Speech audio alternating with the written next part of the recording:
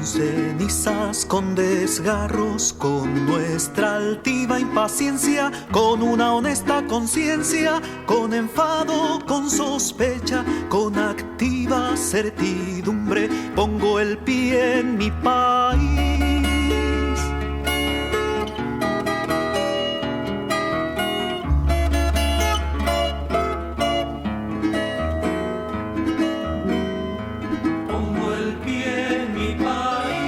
Y en lugar de sollozar, de moler mi pena al viento, abro el ojo y su mirar y contengo el descontento.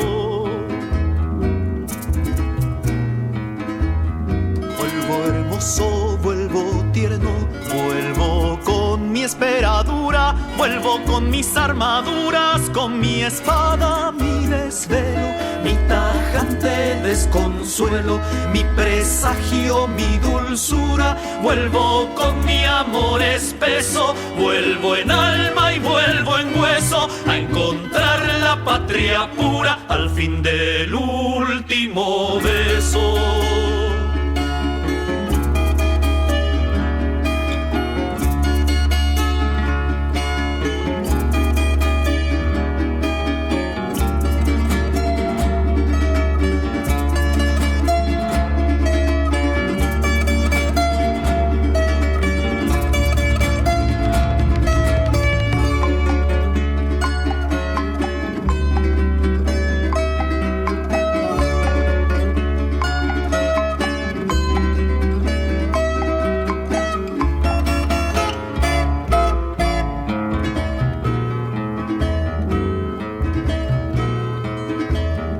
Vuelvo al fin sin humillarme, sin pedir perdón ni olvido. Nunca el hombre está vencido, su derrota es siempre breve. Un estímulo que mueve la vocación de su guerra, pues la raza que destierra y la raza que recibe le dirán al fin que él vive dolores de toda tierra.